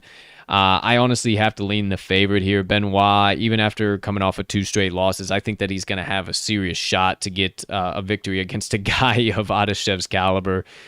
You know, he's coming in over from Bellator, and I just don't think... I don't think that transition is going to treat Adeshev very well, and I think he makes it 3 straight losses here in the UFC. UFC. So give me all of Ryan Benoit, the minus 142 favorite. I like that one. Moving right along, Jared Gooden versus Niklas Stolze. This one I'm going to, right off the bat, I'm just going to have to side with Stolze, just in my mind where I'm at right off the jump. Not just looking at it. Gooden has been really, really, really, really good. And, you know, he's a solid fighter in and of his own right, even though he's lost his last 2 unanimous decision. Those were both in the UFC. He kind of hasn't had the best start here in the UFC, kind of been hitting the skids a little bit. Where as far as Stolze, I'm not sure why he's getting those big of odds. I mean, It's kind of the same. He was pretty damn dominant with what we were talking about just a little while ago. He's dominant beforehand, but then lost his first fight in the UFC. So, you know, I think he returns to that dominance. I think, and again, these minus 200s, he's coming in as a minus 200 favorite, and Gooden is a plus 168 dog. Seems like Stolze's got a little bit more in his tool belt. He's got wins by TKO. He's got wins by submission. But then again, so does Gooden. I mean, it's kind of a toss-up overall, all across the board. And you know, I don't think Gooden loses 3 in a row. Okay. I honestly just never in his career has he lost 3 in a row, and I just don't think he loses 3 in a row. Okay. I don't think it happens. Okay. Especially in the UFC. Right. Because that's a good chance he's out if he's at 3 in a row. Very good chance he's out. See you later, alligator. Pack the bags after a while, crocodile. So I'm going to lock in another dog, Jared Gooden. I'm ready. Son of a gun. It's shit. Next fight up, Cheyenne Buies versus Gloria De Paula. You know, if I'm not mistaken, young lady De Paula is a Brazilian. And ladies and gentlemen, I am now no longer going against it because I told you guys 2 weeks ago or a week ago it was to hammer the shit out of Rafael Paiva or Howlin' Paiva. I can't remember exactly. Plus 240 dog. Right. Cashed like a son of a gun. Now, he almost did get knocked out in the first round. Right. But he got the unanimous decision victory. It's a win's a win, pal. So, hashtag don't bet against Brazilians coming out of the TTL pod from yours truly. And I'm sticking to it this week, my friend, because I think she beats Cheyenne Buies. I don't think Cheyenne Buies is, 5-2 record. She's solid. She's good, but she's got De Paula's got a 3.5-inch reach advantage, 2-inch height advantage. So I like this one a lot. Yeah, I love this one. Hashtag don't bet against Brazilians. Give me Gloria De Paula. Yeah. Next one up. Oh, wouldn't you know it? You have Kyung Ho Kang versus Ronnie Yahaya. Oh, and Mr. Ronnie also comes in bearing the Brazilian flag. And, once again, those 27-10-1 guys right around in that ballpark. He's 27-10-1, right around in that ballpark for the Brazilians. Giving me at him a plus 110 dog. I will take him all day long as well. Alrighty. Actually, plus 108 on FanDuel Sportsbook. Very nice. Then last but certainly not least, the main event of the evening, Sean Strickland versus Uriah Hall. I am beyond excited for this fight, not only just because of the technical skill abilities of these fighters, but how it should play out. You got Sean Strickland, who is a trash talker, who never stops talking in the cage the entire time, rivals some of the best to ever do it like that. And then you have quiet, calm, conservative Uriah Hall, who is a silent assassin. One of the most technical strikers, models a lot of his striking after Anderson Silva. And man, oh man, I think this is going to be a scrap and a half. He's coming in fresh, man. I think both of these guys are going to be a broken, bloody mess in the middle of the cage at the end of this fight. But I do believe it ultimately rolls over on into the favor of Sean Strickland. Okay. He is too damn hot right now. He has faced bigger opponents, not as far as name, but as far as stature, as far as guys who have power in that division. You know, right now, the middleweight division is absolutely stacked.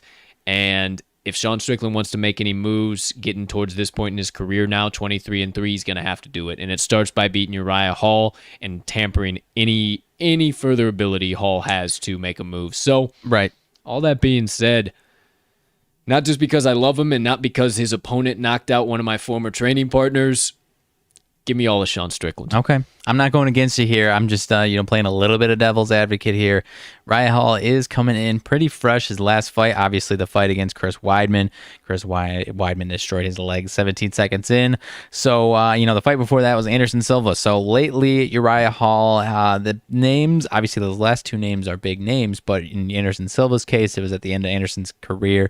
And Chris Weidman absolutely destroyed his leg 17 seconds into the fight. So tough to kind of break down what Uriah Hall has been lately, correct? Yeah, and you could see some of that ring rust. You could see him be tentative and scared. Yeah. You could see him be scared and rest tentative over because rust, of that. I mean, I would, especially with just how active Sean has been over the course of the last few months and how crazy he's been fighting. He's on a 4-fight win streak, so that's just something I can't deny and something I have to lock in. So, ladies and gentlemen, right now, for the time being, as it sits today, my main card parlay, don't know why we had to sign me out of the app there. Thanks a lot, FanDuel.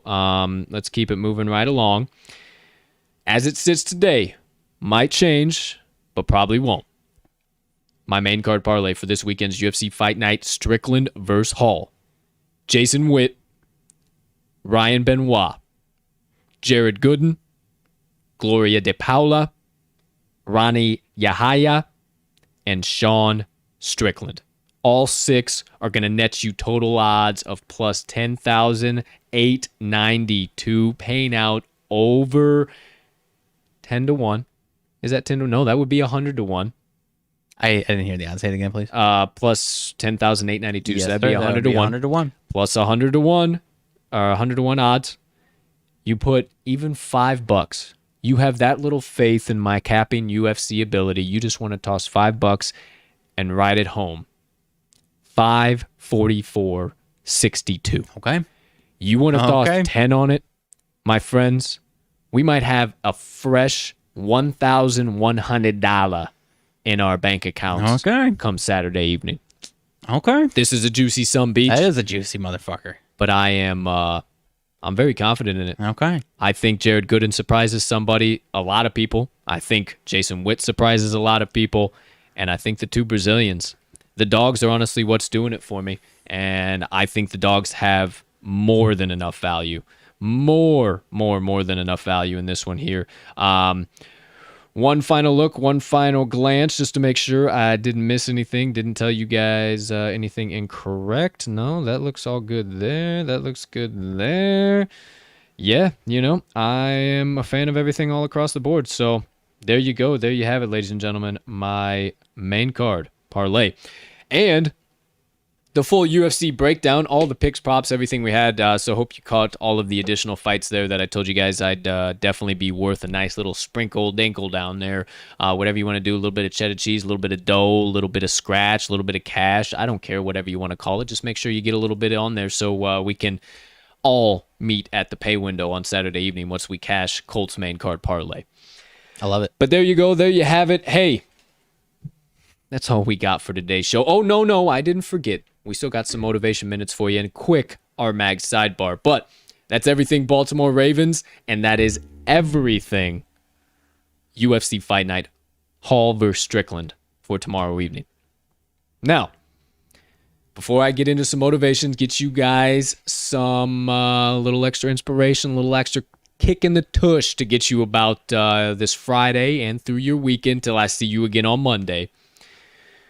Partner, anything burning on the brain, melting on the heart, festering on this soul? You have been dying to get out to the kind folks that joined us on episode number 92 of the TTL Pod on this beautiful July 30th, 2021. Okie dokie. So you said a second ago, that's it for the Ravens talk. Not so fast. No. Not so fast. I said these sidebars are going to have something NFL related just about every day unless something crazy comes across my desk. In this case, similar to yesterday, obviously different story on their quarterback, Mr. Lamar Jackson, sitting right now 12th all-time, already 12th all-time in QB rushing yards. He is number one by a wide margin in rushing yards per game, 63.2. Mr. Michael Vick, a fan favorite of many people, including my own, 42.7 at number 2. So Lamar is putting down at least 28 yards a game higher than Mike Vick. Damn. And he is only about, 3,200 yards behind him. So, this year, Mr. Lamar Jackson is almost unquestionably going to get into the number 6 spot there, if not higher, if he has a monster season.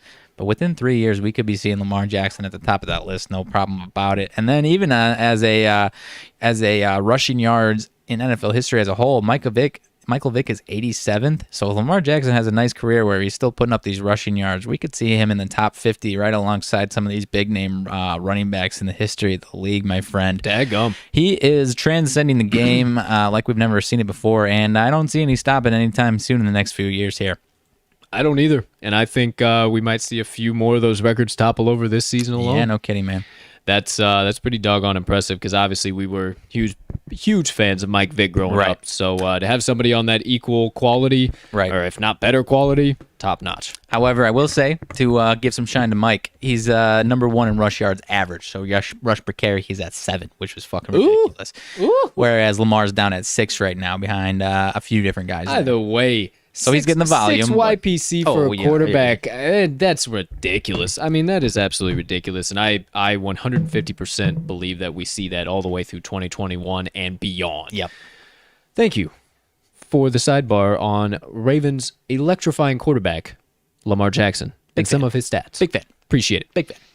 All right, my friends. Well, that does it for RMags sidebar. We're about to wrap up the entire show. But before we do, quickly, my motivation minutes. Wanted to just give you a quick message today, something that you might have to spend a little time pondering on, thinking on, and putting into action.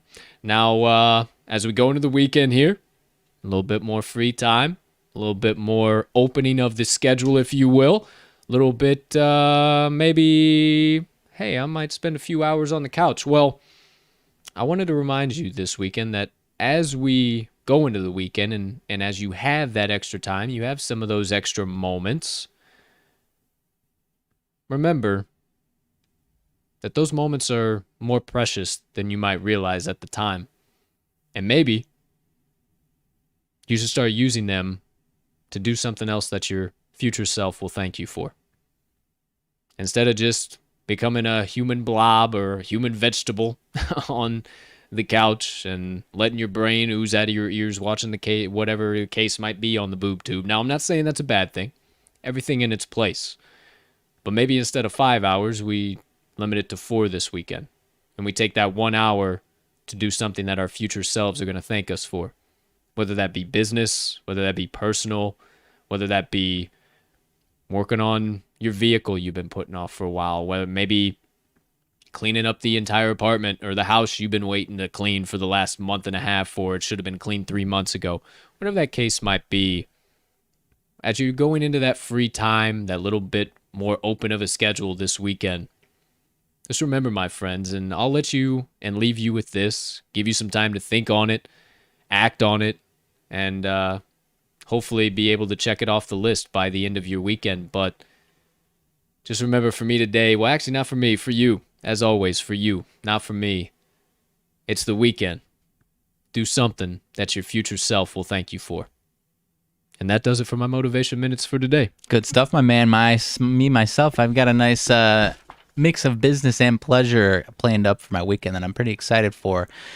Mix of business and pleasure. Mix of business and pleasure. I mean, what I mean by that. Deals you're going on. Yeah, what's for sure. happening? No, what I'm saying is, I've got some fun planned, but I'm also, I'm hitting the beach early tomorrow, but I'm definitely bringing the old Warren Sharp book, definitely bringing the old blog writing device, whatever that be. So, business and pleasure right there, right on the beach. Going to be doing a little work from just catching some rays beach. or what? Of course. No, just catching some rays on the old beach. Haven't gotten to old Lake Michigan this summer yet. So, all right. Well, there you go. Enjoying some rays, and maybe you catch a blog live from Lakeshore Drive, being being produced. Maybe you catch all RMags out there in prime time. Guaranteed. Hey, so you want to see it live and in prime time, catch them on Lakeshore Drive this weekend. Catch me hitting dingers tonight once again, though. Also on Lakeshore Drive, but he's Yes. going to be pimping fucking bombs As long as we have enough people. at a park somewhere near you. And maybe we might see the return of Riley Otani pitching from the bump and also just absolutely electrifying the crowd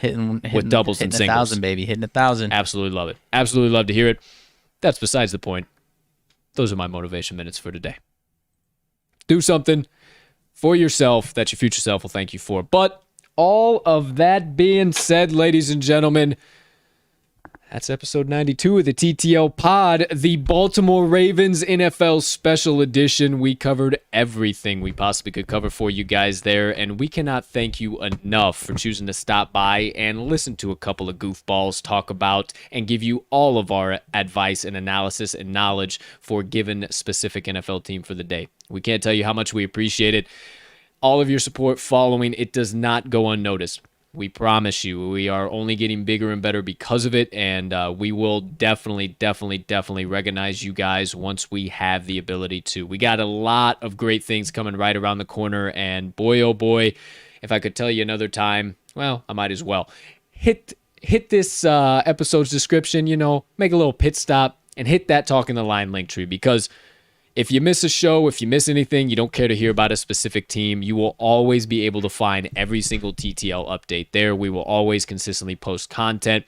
Once again, if you are watching on YouTube, hit that notification bell because new video content will be coming out very shortly soon. You don't want to miss the start of a live show or any of that content dropping, so make sure you do all of that action and follow us on our social platforms, because if at the bare minimum you never visit anything else or you don't have time to in a specific day, you at least open the old Twitter app once or twice. So you can get all the updates there on the Talking the Line Twitter, and outside of that, not a whole bunch else to tell you. Make sure you check us out on the Action Network app at @catch_with_Colt, at RMags in all caps, or you can just visit the talkingtheline.com website. You'll see all of our picks, plus way more than I can even discuss on there.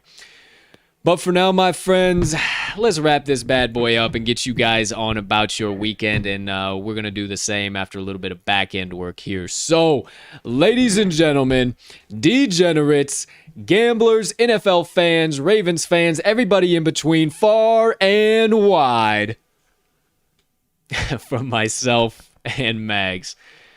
Once again, we thank you so much for choosing to stop by episode 92 of the Talking the Line podcast and giving us all of your support and following. We cannot tell you how much we appreciate it. We hope you have a spectacular rest of your Friday, unless you have other plans. A terrific start to your weekend, again, unless you have other plans. And just a next course of the few days of cashing tickets, good vibes, doing something that your future self is going to thank you for, and just overall being a good all-around human being. Oh, yeah. Hey. Oh, yeah. Have one hell of a weekend, my friends, because we're going to do the same. And as always, let's cash some tickets. Oh, yeah. End the weekend on that, baby.